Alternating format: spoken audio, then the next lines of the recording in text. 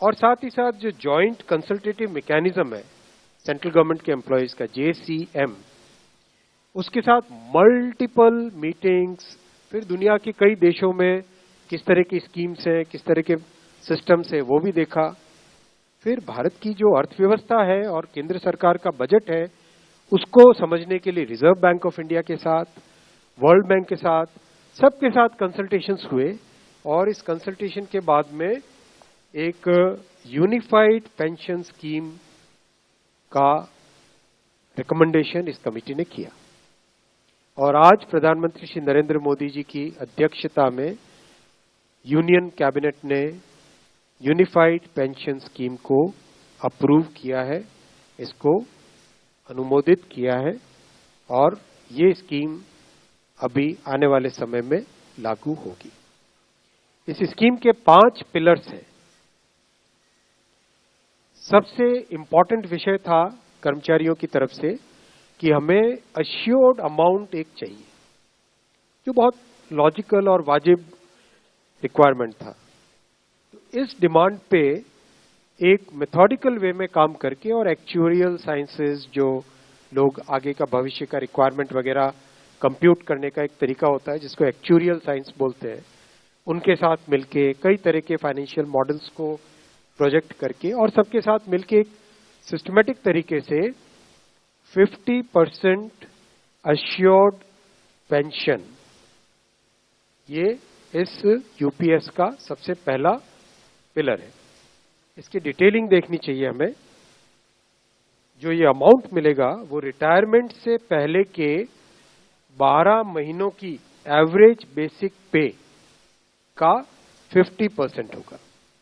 मैं रिपीट कर रहा हूं, अश्योर्ड पेंशन का जो अमाउंट है that will be the average of basic पे ऑफ 12 मंथ्स बिफोर सुपर एनुएशन, उसका 50% होगा। और इस फुल पेंशन के लिए जो क्वालिफाइंग सर्विस रहेगी वो रहेगी 25 इयर्स, यानी 25 वर्ष तक अगर किसी ने काम किया है, सेवा की है, तो उसको फुल पेंशन यानी जो ये अश्योर्ड पेंशन का अमाउंट है वो मिलेगा।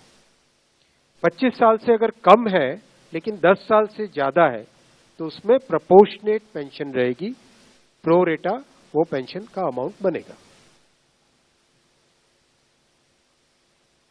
जो कभी किसी कर्मचारी की डेथ हो जाए तो फैमिली पेंशन एक बहुत बड़ा, स्पाउस के लिए ये बहुत बड़ी एम्प्लॉयज की एक रिक्वायरमेंट थी, डिमांड थी।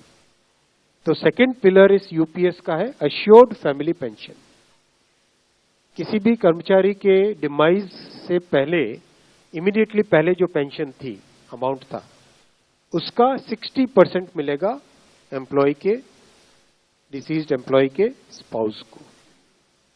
ये सेकंड पिलर है। थर्ड पिलर है अश्योर्ड मिनिमम पेंशन। कई बार देखा कि सर्विस कम होती है और कंट्रीब्यूशन जितना हुआ है उससे एक सफिशिएंट अमाउंट नहीं मिल पाता था, और ये अपने आप में एक बड़ा विषय था केंद्र सरकार के कर्मचारियों का और एनपीएस में जुड़े सभी कर्मचारियों का। इसीलिए एक minimum assured pension, assured minimum pension 10,000 rupees per month, वो इसमें यूपीएस में थर्ड पिलर ये रखा गया है।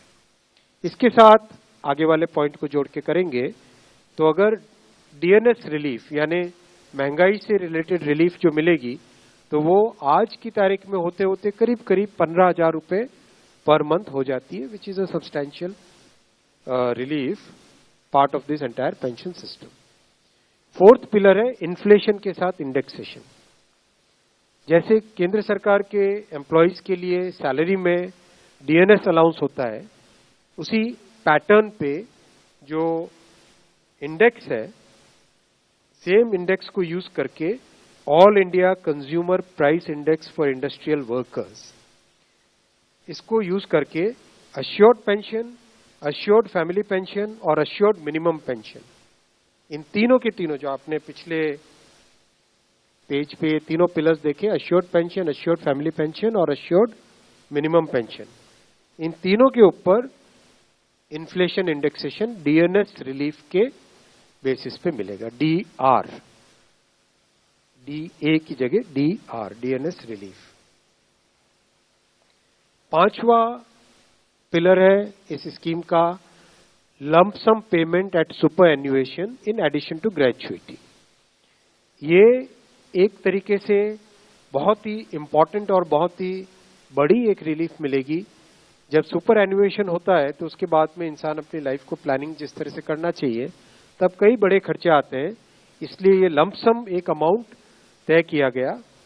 यह है कि हर 6 महीने की सर्विस के लिए मंथली इमोल्यूमेंट्स विच मीन्स पे एंड DA कंबाइंड, उसका 10% अमाउंट।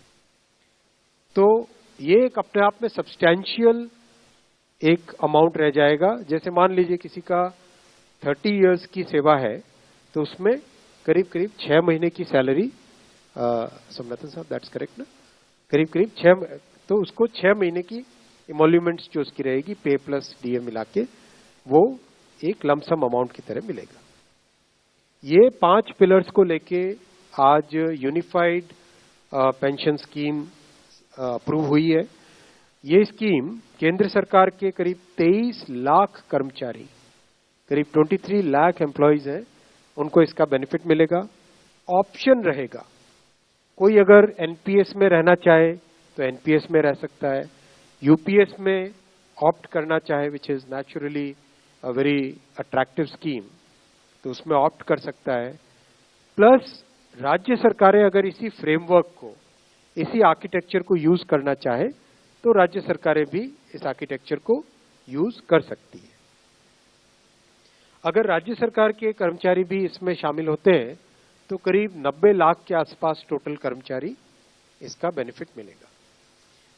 सबसे इंपॉर्टेंट जो आज के इस फैसले का बहुत ही महत्वपूर्ण पार्ट है वो है कि कर्मचारियों पर इस स्कीम का भार नहीं पड़ेगा।